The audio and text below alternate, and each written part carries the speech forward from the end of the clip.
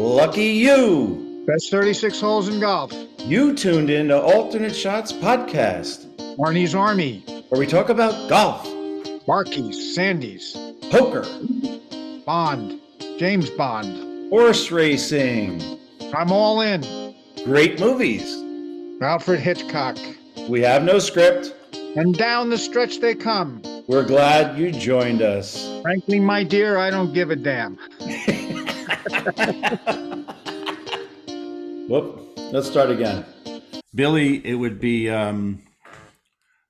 good timing for us to talk about Jackie Burke, one-time assistant pro at Wingfoot, great friends with Claude Harmon, an unbelievable golfer in his own right. And he founded Champions Golf Club and just passed away 10 days short of his 101st birthday. It's an amazing life that he lived, and his contributions to the game of golf. Everybody loved him that experienced him. Mike Gilmore pointed out how many people he's mentored over the years and taught to enjoy the game and the gentleman aspect of the game. A legend. We lost a legend, and may he rest in peace. And thank you for his contributions to the game.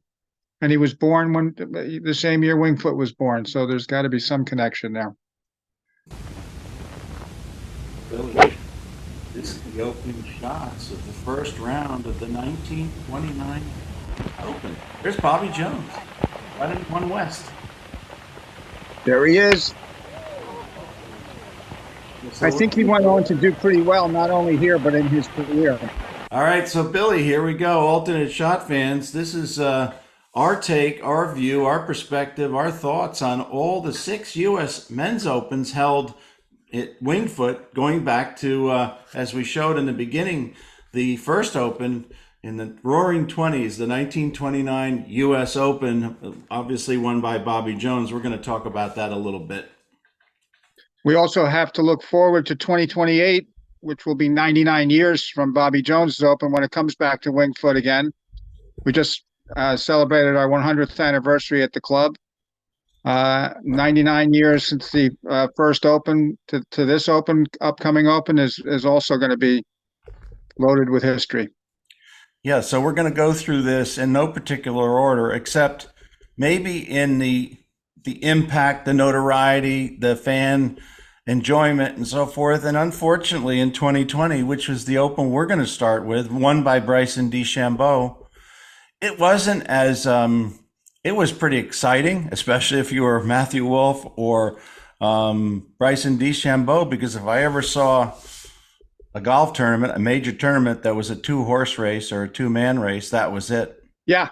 And, that was a bad year for sports. The Kentucky Derby got moved around. All the major events had to suffer through the whole COVID. For people that don't know, Billy and I, members of Wingfoot, we could be at that Open only under one condition, that we were volunteering or we were part of the committee needed on property. There was literally just a few thousand people there. The disappointing part of the whole thing was on both sides. The fans didn't get to witness it in person, and the players didn't get the thrill of being celebrated by a host of fans at the end of the day. Well, I contend, and this is my view on the 2020 Open, I think the outcome wasn't certain if there are fans there. I think Matthew Wolff had quite a following, young, good-looking, swashbuckling guy. The jury was out on Bryson DeChambeau. He turns out to be a really nice guy. It was more than bomb and gouge for Bryson DeChambeau, but he did hit shots that we didn't see. The tee shot on 11 West on the 4th round. Nobody's hit that tee shot down there to that nearby greenside fairway bunker in the rough. And the rough didn't bother him. I mean, he demonstrated a little bit like the old John Daly, very good hands and very good putting skills on top of being able to hit it, around the world. That's a brilliant comparison. Exactly. 4 West in the final round. He was in the left rough. Again, way down there. He had a pitching wedge or something in the wedge category. I think he hit his wedge out of that rough 40 yards short of the green, where you might putt from, and I putted from. It rolled and rolled and rolled. The pin, the whole location was in the front sort of right center of the green, and he rolled it up about 15 feet, 18 feet, and made that birdie. So he had excellent touch, I think, and putting capabilities throughout the 4 rounds. Yeah, and his whole approach was novel and interesting. His whole approach to the game with the same length clubs and the scientific mathematical approach, beefing himself up to get more of a swing speed. I don't think anybody's ever approached the game like him before. I don't know if it's a sustainable way to approach it, and there's been a lot of success with other players approaching it a different way. But it was novel to hear about how he beefed himself up to increase his swing speed and then put it all together to win the Open. So you go back in history, the other Opens, I don't ever remember Ogilvy or Zoeller or Irwin or Billy Casper as being known for their length. They were pretty close. They may have been neck and neck, and they both hit wedges to the 9th hole, the one we're looking at right here. But you're looking at basically they were about 150 yards ahead of this gentleman here with 150, 60-yard shots in. And DeChambeau, it's an okay shot, maybe 30 feet pin high. Wolf hits it like 7 or 8 feet, and it looks like game going to Wolf. But what happened? The Mongolian reversal. Even though DeChambeau hit this real slider, and most people don't think there's from left to right on 9 West is fast. You've had that putt from the front left of 9 to the front right of 9. You've had that putt, and that's extremely subtly fast. Sure, as are many of the putts at Winged Foot. The subtlety in so many of those greens. Again, we've talked about it ad infinitum. The brilliance of Tillinghast with his green designs. Let's not forget that putt broke toward the dice cup, toward Cesar and Oscar, toward the 19th hole bar. It broke left a good maybe 3 cups. He makes it and got a hats off to Wolf. And I said this to him recently. He drilled his too. But then on the 10th hole, after they walked past 11, there was a couple, 2 or 3 shots difference that DeChambeau never let go of. And that was a very good Open.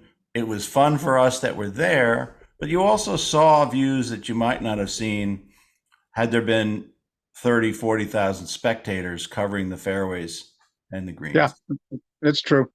And the coverage had to be adjusted. They're professionals in the media industry, had to figure out how to compensate for the lack of that's crowd. Right. Let's go 100 years earlier. Okay.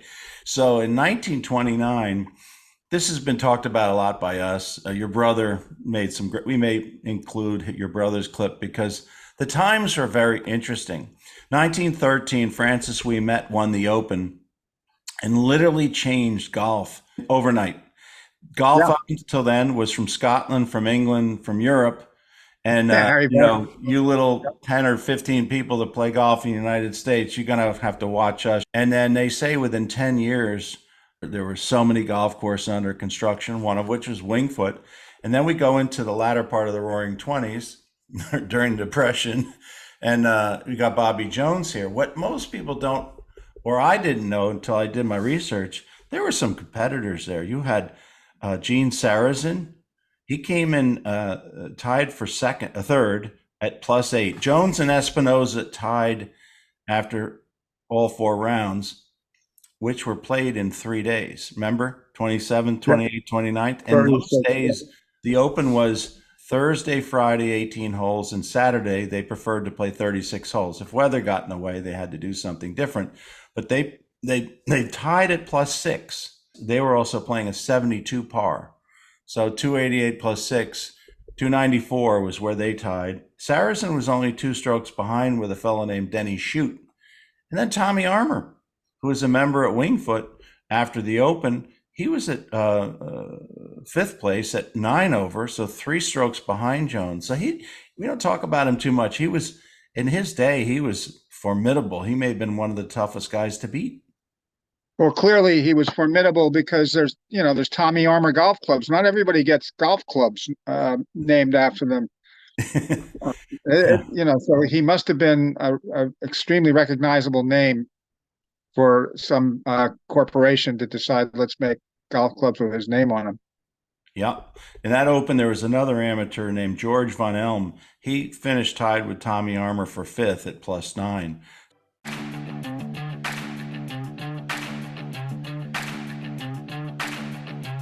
Before the Open had begun in 1929, golf was at its highest point ever.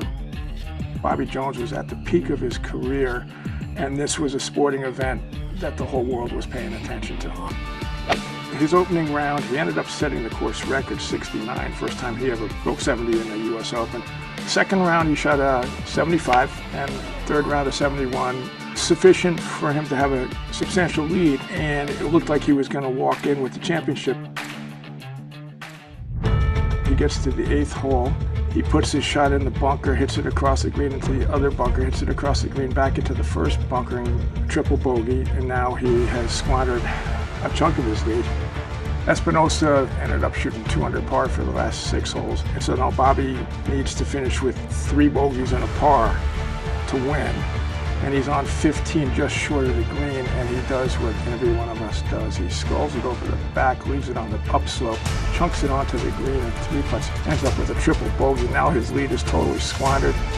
And as Obi Killer, his best friend, wrote about later, this would have been the greatest pressure that Bobby Jones ever felt. He's standing over this putt, 12-foot side hill, downhill, very fast. The green is surrounded by perhaps the biggest crowd a U.S. Open had ever seen. Brenton Rice said that he was the greatest putter he had ever seen, and that was the greatest putt that he had ever seen. When the playoff started, Al Espinosa took the early lead, and it looked like a good match, but Jones caught fire. Shot 72 in the morning round, shot 69 in the afternoon round, and won by 23 strokes in a U.S. Open playoff. I want to thank you all for the kind way that you treated us all here. We just had the best time in the world. Had he blown this lead, it would have been, as Obi Killer called it, a blot on his soul. He did say for the rest of his life that he was convinced that had Bobby not made the putt, he would not have gone overseas and that he would not have won the Grand Slam. It could be said that Bobby Jones' win here made Winged Foot. There's some truth to that. We are, of course, a great club and a great golf course, but it certainly put us on the map. They were amateurs, and it's an interesting topic today because we just witnessed something that hasn't happened in over 33 years. Nick Dunlop, who's a 20-year-old sophomore from University of Alabama, came to the Coachella Valley and, the Birdie Festival. What do you think? It would have been 100,000 to 1. The only thing he said, it's not surprising, he said he was so nervous. I don't think he ever lost the nervous, but how many perfect shots. He had 2 bad holes, I think, in 4 rounds, a bogey on Thursday, put it in the water on Sunday, made a double bogey, but he could have made an 8 there if he wasn't thinking straight. It's the unmeasurable difference between guys who can do that and guys that can't. I mean, that's what makes a pro. That's what makes a champion. Or as Jack Dempsey said, a champion is a guy who gets up off the floor when he can't. He was Jack Dempsey-like. He was Bobby Jones-like. They all said they could see that he had a chance to win because he never hurried. Took his time. Yeah. Dunlap said that the caddy never got over his skis, so he was calm and collected the whole time, even up to the last putt where he looked at it. He said, the caddy said, "It's inside left. You've made it a million times. This is just another one." Jones was an amateur his whole life and won a Grand Slam, 4 of the majors all in 1 year, which hasn't been done. He was never going to be a pro. Wasn't a thing. But our pal Jim McClain tweeted out yesterday, don't listen to anybody, go pro. And I think where he was coming from is he's got momentum, Nick Dunlop does. He's probably got an invite to every major. If you're running any major, you want him to come. It's just like you wanted Bobby Jones to come. Now, the fact that he didn't take the money doesn't matter. He can still play on the PGA Tour. He won a PGA Tour event. And he's eligible, I think, if he goes pro for all 7 of the, the upgraded, what do they call them now, the significant tournaments. So yeah, he gets invited to those, the elevated events. Yeah, so he's got some thinking to do. But as you said, he's also got economics class. Well, economics class will tell him to go pro. The most money won was by, whoever had $100 on Dunlop. Yeah, so if you had a bet on him, you made more money than any of the golfers. All right, let's go to 1959 U.S. Open, where our buddy Billy Casper, so much is said about Billy Casper, but you got to look at The starting point was Ben Hogan, Sam Snead, Claude Harmon, Arnold Palmer, Tommy Bolt. They're all contending. Why do I say Tommy Bolt? Who knows about Tommy Bolt? Guess what? He was the defending U.S. Open champ. He won in 1958. All those guys wanted to rip the face off anybody that got in their way, including Casper. 59. I learned of this tidbit. So there was an African-American gentleman that was around Winged Foot and around golf back then named Zeke. And I knew Zeke because I caddied with him at Winged Foot in the late 60s. But in the time of the 1959 U.S. Open, Zeke was as good a golfer, such a good golfer, that by many accounts I've heard and you've heard, he could have been on the PGA Tour. And today, most likely would have been on the PGA Tour. The tidbit that I learned, which is interesting, the qualifier, so there's qualifying to get into the U.S. Open. In 1959, that year, the qualifier was held at Baltusrol Golf Club. Zeke went over there to New Jersey, and he missed qualifying by one shot. Wow. So many athletes, among other things, were deprived of greatness or recognizable greatness. Ted Williams even recognized that when in his induction to the Hall of Fame speech, like, where are all the African-American players that should be up here with me? But Zeke was there, and all but one shot. He might have been part of the history of Winged Foot even more so. Yep, and Casper was having none of it. He stayed composed. He did his one putt run, and the famous layup on 3 West, which we could talk about. The most significant thing about Casper laying up on 3 West, which I know members at Winged Foot are aware of this through the history of that hole. That hole was surrounded on both sides by overhanging trees. I mean, you could actually be in the bunker, left or right, and have branches in the way of your escape. So you look at the hole today and you wonder, why would a pro lay up? Because it's wide open left and right. You don't want to miss it left or right anyway. But back then, missing it left or right, you could conceivably be in jail. So Casper must have thought that out with put a great deal of thought into that, and then executed 4 times in a row, lay up and down. So pressure affects different players different ways. I loved the pressure. The more pressure I had, the more I could concentrate. And I just loved being in the lead because I wasn't going to give it away. The greens were some of the toughest I've ever played, in that many of them had dual breaks. I grew up on greens like that from the time I was 11, 12, 13, 14, and I just felt at home. I don't like to dwell in the negative. I like to dwell in the positive. 114 for 72 holes is, now that's positive. And I made some decisions that were just very positive decisions. And the greatest one was I laid up on the 3rd hole. I decided I was going to lay up. There's no water on the 3rd hole. It was a sand trap, big sand trap on the left, a big bunker on the right, and green tilted from the back to the front. And I decided I was going to lay up for 4 rounds, and I made 4 pars on the hole and won by 1 shot over Bob Rosberg. I struggled the first hole and scored a par, 1 putting the green, and the second hole I was in a trap off the tee, and the trap short of the green, came out and scored another par with a 1 putt. And of course the 3rd hole, the par 3, I 1 putted. The 4th hole I 1 putted again, and the 5th hole I 1 putted again. I 1 putted the last 4 greens finishing my 3rd round. And I 1 putted 9 straight greens. To be able to go out there and shoot 1 under par the first 6 holes, that sort of cemented the round for me. The stout pro from the Golden Slope finishes with 282, 2 over par for the tournament, just enough to beat Rosberg out by 1 stroke. It's a $12,000 triumph for Bill Casper, and that's only the beginning of what the title is worth to an Open champion. You are remembered for winning U.S. Open. It's the one I wanted to win. When I started playing, it just adds such depth to your life that you almost can't explain it. It's something that is never taken away from you. My name will always be on that trophy. He knew what he was doing, and it took him home.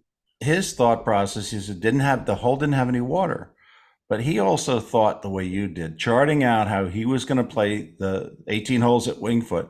He knew that hitting it 10 or 15 yards left pin high or 10 or 15 yards right pin high was equivalent to putting it in the water. It's a one-shot penalty. Yeah.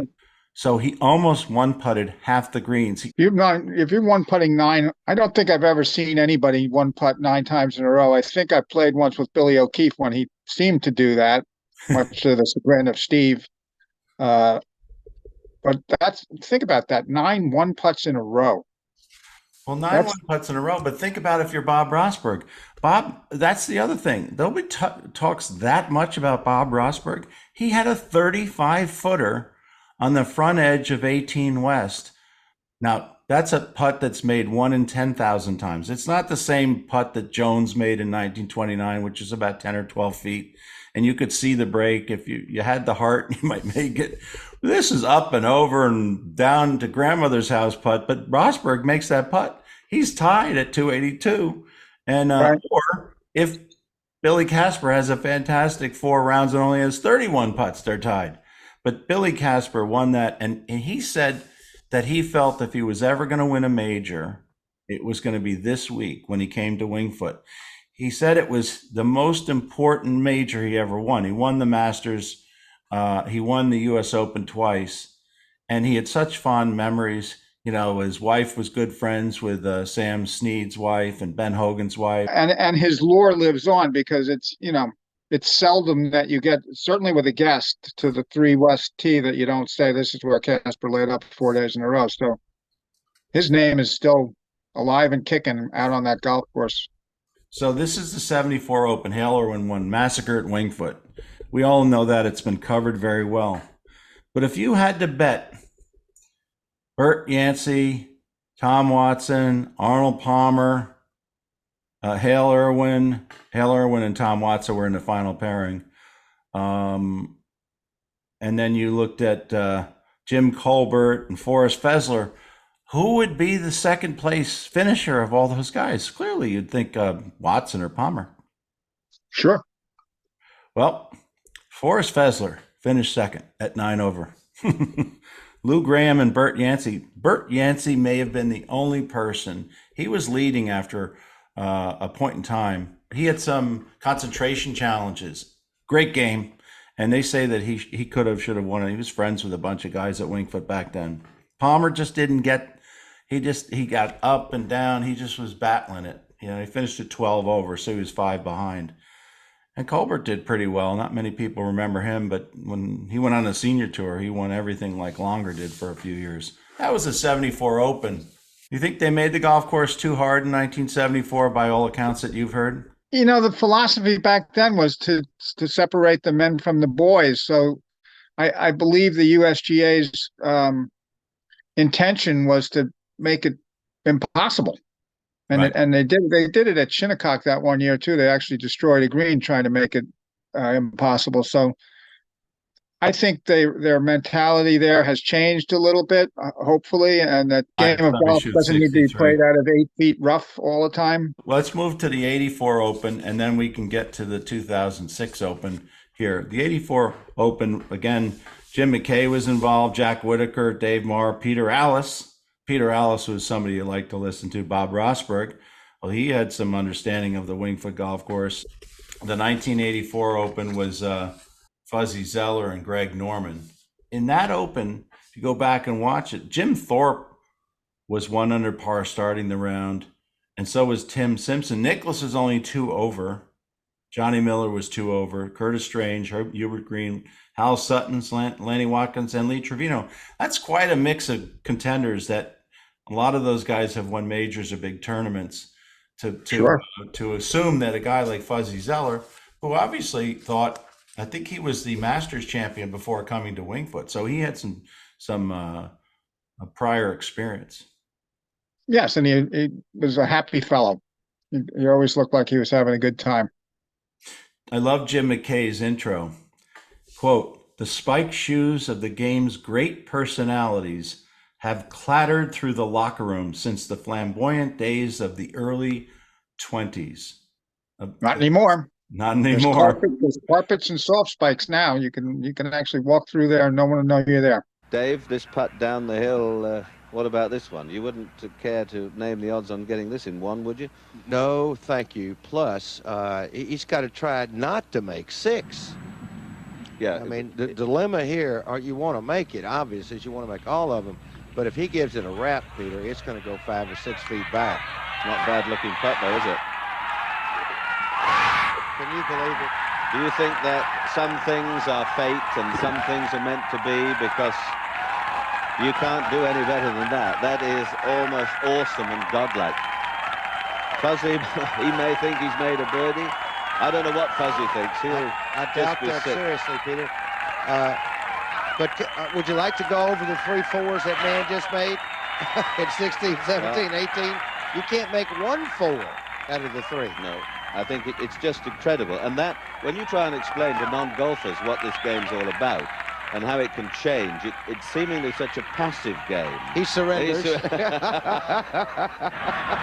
No, 2006, which is the owner of the most famous, probably shot or non-shot at Winged Foot, or infamous, was, Wait a minute. Are you talking about the shot that I think it was the 3rd round that Patrick Harrington tried to do about 220 yards out on the right rough on 18 West, where he took out probably a 4-wood and hit it 10 feet? Oh, no, maybe you're talking about the shot that Phil Mickelson taught, but not the one you're thinking about. Earlier in the tournament, he was 75 yards in the left rough on 5 West, and he tried to feather a 5, what was it, like a 4 hybrid? And how far did that go? What am I thinking about? The Colin Montgomery shot on 8? No, it wasn't that shot either. You could be thinking about the Colin Montgomery shot to get him in position, which was he hit this low cut runner on 17. It seemed like all those guys were tired and were missing it right. Phil missed it left on 17 and managed to get out of it. But Montgomery hit this low chiseler through those trees there, and there were more trees there, weren't there? And he ran it on, and then he hit this thing where it must have broke 10 inches the last 5, 6 feet, and it went in. There were a lot of memorable shots in that Open, as there are in every Open, but they were all dwarfed by Lefty's 18th hole, which I'm sure he still wakes up in the middle of the night thinking about from time to time. I know I would. And a lot of people criticize him for hitting driver off 18, but that's Mickelson. He was always going to do that. He's always, that's how he plays. I think his mistake was, the second shot, not the first shot. I don't condemn him for hitting driver off 18. Well, if it was the COVID year, he could have easily won it because he would have had a wide open shot from over there. There wouldn't have been any 10. He'd have been in the middle of the fairway with an 8-iron into the green. And I like his chances in the playoff. That was the year where, the shouting, Aussie, Aussie, Aussie, oi, oi, oi, all that, was big. I don't know if it was from the President's Cup or what, but there were some of that going on during that Open. But I said, look, if he got in the playoff, you might have heard a few Aussie, Aussie, Aussies on Monday going down 1 West for the 18-hole playoff. And then a few of our friends from Long Island, maybe Bethpage, would have silenced those guys, and it would have been all Phil, Phil, Phil. Well, he was a very likable player on the tour. He's got his sense of humor. I thought about this today. I want to pose to you. Who made more money as you look at the brand, Geoff Ogilvy's brand or Phil's brand? Geoff Ogilvy won the 2006 U.S. Open. They usually say that's worth a lot of money, maybe $10 million, Okay, but did Phil Mickelson make as much money or more by losing it? Phil Mickelson blows open. Ogilvy, wins. So Mickelson stole the headlines, even though he didn't win, and he didn't try to steal the headlines. But you can't talk about that Open without talking about that first and foremost. Yeah. And like I say, Mickelson's forever on Colin Montgomery's Christmas list, because otherwise Colin Montgomery would be the one taking all the heat for not getting it done. These guys are so good and accurate that sometimes it hurts them. They don't see what an imaginative player might see. And like I say, Tillinghast designed those greens to be your 15th club, or if you understand how to play them, there's other shots available to you. And I don't think these guys see that kind of thing all the time. They see 108 yards. I can hit this exactly 108 yards, boom, without realizing, but I could also hit it 115 yards. And, if I'm wrong, I'm still good. But that's what pressure does, as amateurs, we know what pressure does. We're like, you get under enough pressure. So like, I just want to hit this shot now before I, faint. But the real pros, they look at the pressure and they think through it. And Montgomery overthought, but I don't think he thought correctly, which was his problem. He was thinking defensively as opposed to, how do I win? DeChambeau proved early, to at least to himself, I can hit this anywhere. This rough is nothing to me, and the rough didn't bother him. Ogilvy did chip in on the 17th hole, but he got up and down on 18 from a very tough spot. That was the shot of the Open, in my opinion. That wedge at 18, and then the 6-footer playing it outside the hole down to make his par. You go back to then before that, the 1984 Open. There's clearly pressure with Fuzzy and when Norman in the regular event. And now Fuzzy doesn't have to make par there. If he doesn't make par, Norman wins the Open. Fuzzy hits a great iron shot in there and has a chance to birdie it up the hill to the hole. But that's a little bit like Ogilvy too. If you think about it, how often do you see a golf tournament won from behind by a guy who makes a par on the last hole? Leader in the clubhouse. Yeah. Sometimes leader in the clubhouse does pay off. For Ogilvy, it did. And but it's usually a birdie. It's usually a birdie that launches you on 18, that launches you up the board. He just parred the hole and watched the dominoes fall behind him. Well, the pressure meter got to Norman, as Billy Harmon chronicled. The shot he hit to number 18, 72nd shot into the bleachers right, a standard stock 6-iron after he put the drive in. Again, the same place as Colin Montgomery was in 2006. Norman's basically in the same divot. So maybe Montgomery was saying to his caddy, what did Norman hit here? But the pressure got to him. You better give me a 7. I'm not hitting a 6. Fuzzy Zoeller kind of whistles and has a smoke or kind of does a little tune or twirl or whatever. And he's got a light, and that's how he deals with pressure. He dealt with it great and deserved to win the Open. He just annihilated Norman. Fuzzy's whole personality was like that. Yeah. I was at Winged Foot one day and I was rushing to the first tee because I was going to get yelled at for being late. And I came, hurrying around the corner and walked headlong into Fuzzy Zoeller, who was coming the other way. He's like, "Whoa, calm down! You can't play golf at that speed." I was like, "I'm playing in a wolf game at the tee. You want to join us?" He goes, "Sounds good, but I've got other plans." But he was just a laid back, happy fellow. Irwin was a different kind of guy. Won 3 Opens, but he had this, workman-like, he hit the forward when he needed to from 240 to 50 on the middle of the green, or the 3-iron at 9 west and birdies that long one. Peter McGarry. And no one can run around a green faster than Irwin. No, he could run around the green. That was so that's why that was funny when he went and slapped everybody's hands. No, I think it was at Medina. He should have done it in the 74 Open, but he dealt with the pressure and had that lead. We talked about Billy Casper in 59. He says people deal with pressure in different ways. He liked pressure. He just, he was a performer. What do they say? Pressure is a privilege. Billie Jean King, pressure is a privilege. We just kind of paraphrase it, but that's the nuts of it. And then Jones, as your brother recounted from some of the sports writers, said that putt and that 18th hole that Jones played in regulation in 29, having to make that par, was probably the most pressure that Bobby Jones ever faced. Had he not made the par, he may not have made what's nobody's ever done, the Grand Slam in 1930, because that many people said he wouldn't have gone over to Europe. How many things would be different in the world of golf if he didn't make that putt? It's incalculable. I don't suspect there'll be many changes between now and 2028. You can't lengthen some of these holes. The greens, they sort of slow up anyway when they have the Open there. We're putting them faster in May than they seem to be putting them in June. So they give these guys a little bit of a break on the stip meter. But we should also mention the amateurs that have come through there. You know, we've had the USM there in 1940 and then again in 2004.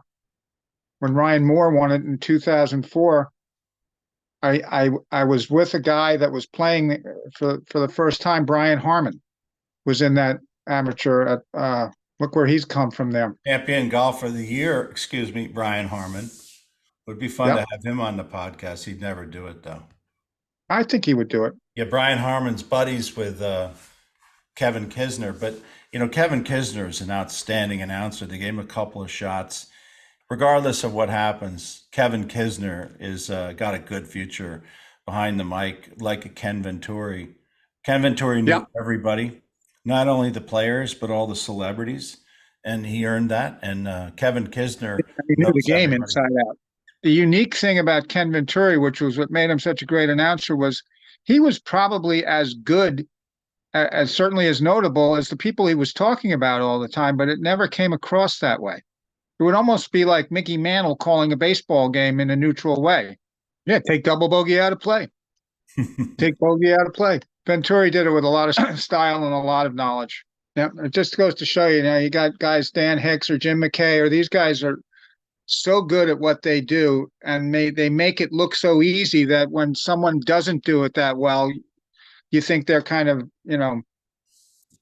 I don't know, unqualified, but it's not that. It's just they're just not as good at it as some of these guys, that are just off the charts with the way they call sports. We look forward to the next episode, which may be, who knows, we might try that Who's on First routine again. We might try some gadgets from James Bond. We might talk to some other people. Oh, we may talk to Jody Vasquez about Ben Hogan.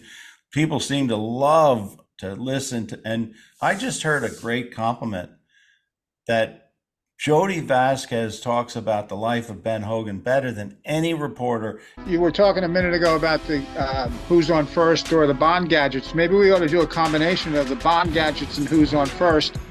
So it would just come back, when Bond gets through with you, no one's on first. That's right. I don't know how we're going to use that one. All right, that's a wrap. All right, man. See you later.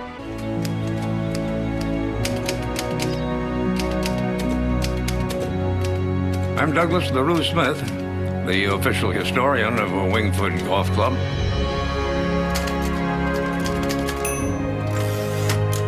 I've devoted much of my life to the history of Wingfoot in this clubhouse right here in this room.